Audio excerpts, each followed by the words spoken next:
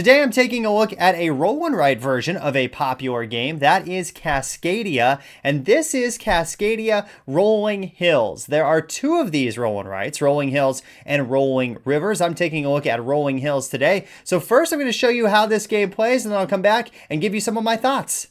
So here we have a game of Cascadia Rolling Hills set up. You can see it does not take up a lot of table space, and this is a roll and write game. So you are going to be taking these dice, rolling them every round, and then marking certain things on two different sheets here. This is going to be for your animals, and then this is going to be for your habitats, and we'll get into that more as I show you this overview. So what you will do at the beginning of the game is you'll have one of these habitat cards out, and these are goals that you're trying to work towards. And every round, after you roll your dice, you collect your wildlife, you see if you can complete one of these habitat cards. If you can, you'll mark that on a sheet, and again, we'll get to that here in just a few minutes. And then at the end of the round, this slides down, and then once it's all the way at the end of this, it will just slide off, and you will not be able to get that habitat card anymore. There's 20 cards in the deck, and when you can no longer flip over a new card, the game is over. So at the beginning of the round, what you will do is you will roll all of these dice.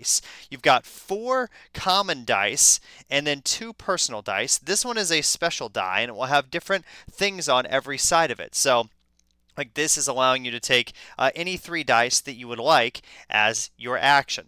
This is allowing you to do a convert action for 1 less nature token, which we'll talk about those. This is you get to re-roll each or only one of your personal dice up to 2 times. This is a wild, meaning you can add a number to any animal that you're going to take. And then this is just obviously an eagle or a bear. So what you will do now is you will look at the dice that you have available, and normally you're going to take whichever one has the most of that type of animal available to you. So right now we've got 1, 2, 3 eagles. So what I would do is I would cross this out right here, and I would write a 4 on here because I now have 4 eagles instead of 1. And then because we can't complete a wildlife card, we just go to the next round. So you would slide that wildlife card down, you would flip this one over, and then you would roll all of these dice again. You can see here. Now we've got a lot of foxes and we've got a lot of salmon. Looking at these cards, we don't really need any foxes for either of these. So let's go ahead and get the salmon. So again, we'll take 3 salmon, we'll mark this, and we'll change that to a 4. And you just keep going again until you can complete a habitat card, which we might be able to do here on this next turn with the bear. So normally on this turn you might take the foxes or maybe something else, maybe the moose or something, but I'm going to take the bear because that's going to be able to complete a habitat card and kind of show you how that process works. So we will take this 1 bear here, and now we have 2 bears and we have 4 salmon. So we have enough to complete this habitat card. They will have bonuses on these habitat cards, sometimes on the card themselves, and then also above or below the card. This is a bonus that you can take before you do this action, so you can on this card spend 2 nature tokens to reduce the habitat card cost by any 3 animals.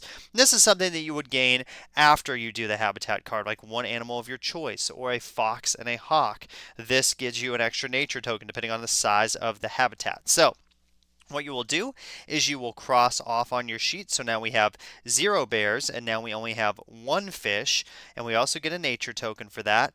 And so we now have 3 nature tokens, and on this sheet you will just write it in the topmost column here that you have available that matches that habitat. So you will just write a 2 right here in this box, and that's all you do for this particular sheet. Now there are different sheets in the game that range in complexity. So here you can see we have one that's a little bit more difficult.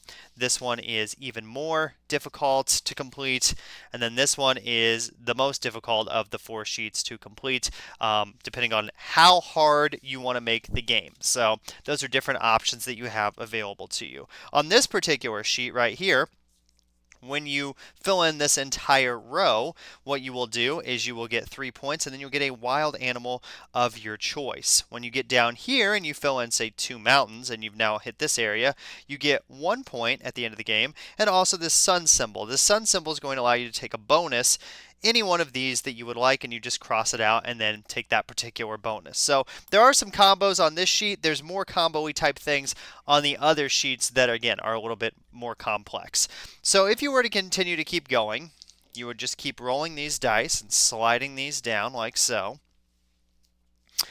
And now we have, again, more salmon, more moose, things like that. Maybe you say to yourself, I've rolled 3 eagles here, but I would really like to turn those into salmon. Well, you can do that by converting, by spending your nature tokens. And on this player aid right here, you can see the different things that you can do. So you can down convert, which costs you 1 nature token. That's going to allow you to convert all of one type to the type below it. So say you have a bunch of, you roll a bunch of moose, but you really want foxes. You can pay that 1 nature token. Now all your moose turn into foxes. You can also up convert as well, which is the same thing. Again, you're just moving up in this sequence of animals here, and that's going to cost you 2 nature tokens. Or you can also take 2 types of any animal, and that'll cost you 3 nature tokens. These go in order of rarity. So bears are going to be the most rare thing that you roll, then moose, then foxes, eagles, and salmon being the most common. Also, this symbol is a wild. So that does not mean that you can just take any animal that you want, but it does mean that you can add to the number of animals that you are already taking. So you want to take these hawks here, and you've got 3 of them. This could be a 4th hawk for you. So you could mark that on your sheet. You could say, now I have 8 hawks. And can I complete any of those? No, I can't. So this, again, would just move down. That's now out of the game. And then you flip this over once again. And now you have 2 hawks here and 4 salmon. So let's see. Let's do one more roll and see if we can get enough salmon. And we do. We have now 3 salmon that we've rolled. So now we have 4 salmon. And now we could do this card. So it would be the same process here, where you would just cross off 2 of your hawks to have 6. You would cross off your 4 salmon, you have 0. You'd write a 1 in this box, and you'd get 2 nature tokens. And again, if we were doing one that was under, one, or had one of these cards underneath it, then you just get that bonus after you complete the card. So that is how Cascadia Rolling Hills works. Overall, it's pretty simple. Let's go back, and now I'll give you some of my thoughts.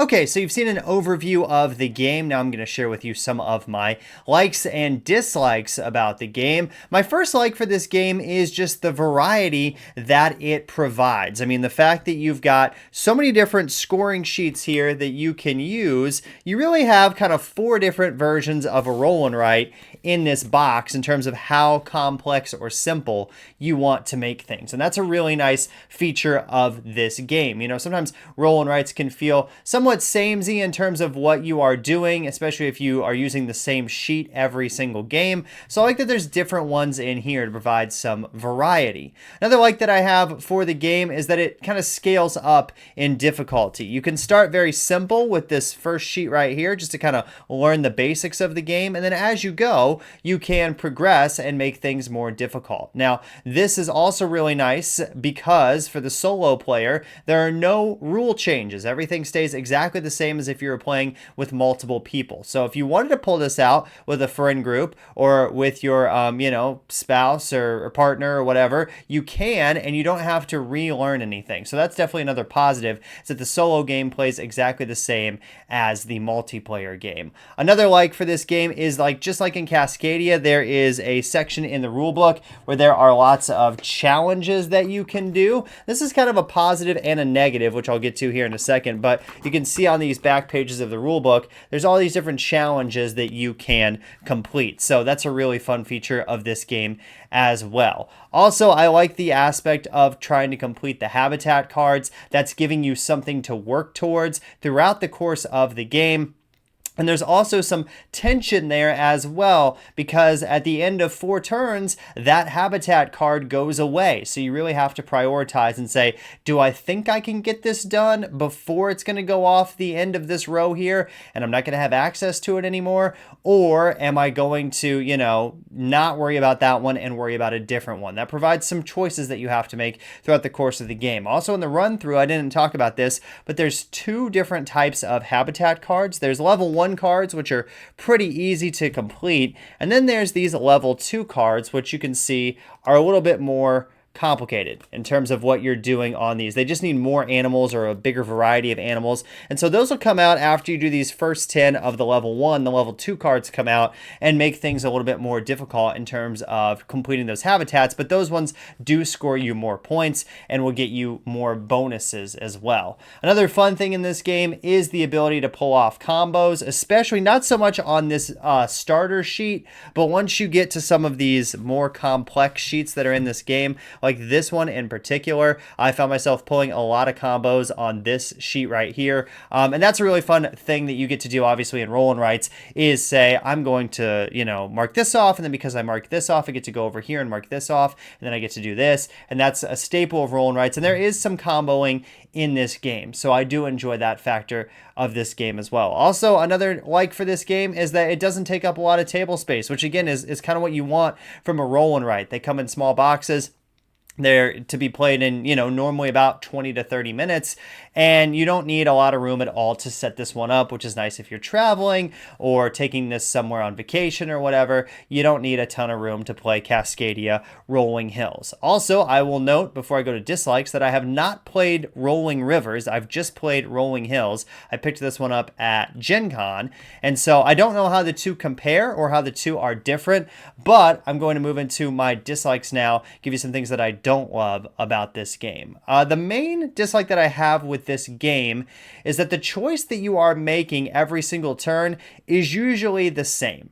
You're just rolling the dice and you're saying, okay, what do I have the most of? Okay, I have the most salmon. I have the most hawks this time. I have the most bears. I guess that's what I'll write down. It would be disadvantageous to write down something else and not get the max number of animals that I can possibly get for this turn, especially when I only have 20 turns in the game. So that doesn't provide a lot of choice really once you roll and you're deciding what you want to do. Now the special die sometimes will bring some things into it, especially this one right here where it's deciding which 3 dice you want to take. That gives you a little bit more of a thought process before you pick your die. But most of the time you're just going to say, okay, I rolled the most salmon, so that's what I'm going to write down, which is kind of very similar to the game Yahtzee, if you've played that, where you're rolling dice. It's just 6-sided die, but you say, okay, I have the most 5, so I'm just going to try to go for my 5s this turn, and that's what I'll write down. The same thing kind of applies here in Cascadia Rolling Hills. There's not a lot of decisions to be made in terms of actually selecting which dice you're going to take from the dice pool. Another dislike I have is while that habitat kind of round tracker thing does feel somewhat tense at times, I also found myself just going for the one at the end of the row, the one that was about to drop off the most often, because I knew I still had more time for the other ones. So again, in terms of decision making, you're not really making a ton of decisions there because you're just saying, I'm going to go for the one that's at the end because I know that one is not going to be able to score on the next turn. And let's see here. Oh, I have the stuff I need to do that one, so I'm going to prioritize that one, which also causes you to get the same bonus over and over again, which sometimes can be helpful, or sometimes you might really want a different bonus, but you can't take advantage of that. I will say some of the ones at the top bonuses where you do them before you select the habitat cards are a little bit more interesting to me than the ones on the bottom, but overall still not a lot of big decisions that you're making there either. And I think the other thing that's kind of different about this game is this track too. I don't know how you would have done this differently, but I would have really liked it maybe a different way to track what animals I have.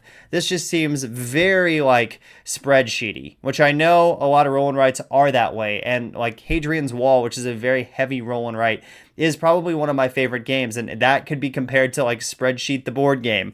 But I feel like there's a different way to do these markings off of these animals, just to either make it easier or to make it a little more fun. And I think that's what my big kind of dislike for this game is that I just didn't really find it all that fun. There's a lot of roll and writes out there nowadays, and you can get so many different ones that I think are way better than this one and offer some way more interesting decisions and more fun gameplay than this game does. Also, I would just rather play the regular version of Cascadia, which is an excellent game.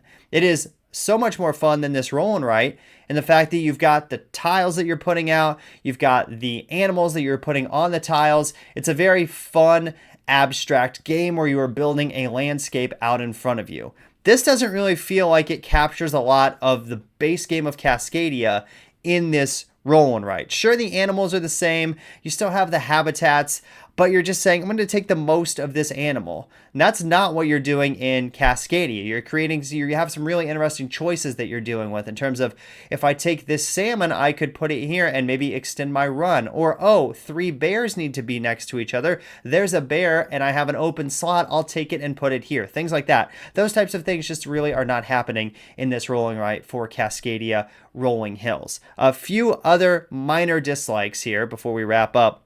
One thing is the dice. They are wooden, which is nice, but the printing on them is not, I don't know if you can really see that very well, and I apologize. The printing on them is not all that great in terms of the icons that are printed on the dice, especially the small personal dice.